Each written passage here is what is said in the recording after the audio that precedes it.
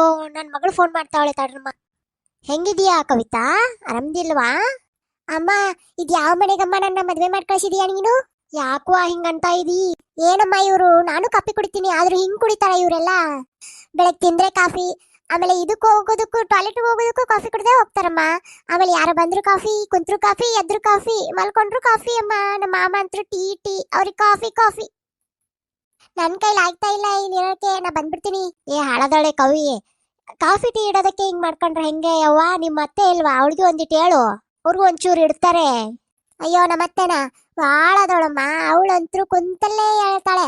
ಅದು ಅಲ್ಲದೆ ಯಾರಾದ್ರೂ ಬಂದ್ರೆ ಸಾಕು ಕಿರುಚ್ತಾಳೆ, ಕವಿತಾ ಕಾಫಿ ಇಡಮ್ಮ ಅಂತೇಳಿ. ಹಾ, ಅಯ್ಯೋ ಹೌದಾ, ಹಂಗಂತಾಳ ಅವಳು? ಅಯ್ಯೋ ಹೌದಾ, ಅವಳು ನೋಡ್ದಾಗೆ ಅನಿಸ್ತು ನಂಗೆ, ಸಿಡಕ್ ಮುಂಡೆದು ನಾಟಿಗಿತ್ತಿ ಅವಳು.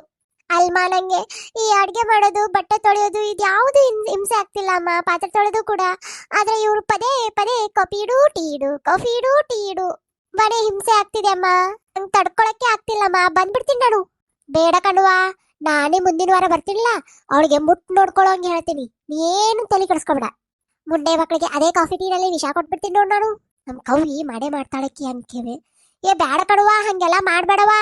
ನಿನ್ ತಮ್ಮಯ್ಯ ಅಂತೀನಿ, ನಿನ್ ಕಾಲ್ ಬೇಕಾದ್ರೂ ಮುಗಿತೀನಿ ಕಣವಾ, ಮಾಡ್ಬೇಡವಾ ಹಂಗ. ಏನ ನೋಡ್ವಾ, ಮುಂದಿನ ವಾರ ಬರ್ತೀನಿ ನಾನು. ಬಂದು ಕಾಫಿದು ಟೀದು ಏನೈತೆಲ್ಲ ಅದನ್ನೆಲ್ಲ ಬಗೆಹರಿಸ್ತೀನಿ ನಾನು, ಏನ್ ಟೆನ್ಷನ್ ಮಾಡ್ಕೋಬೇಡ ಏನ.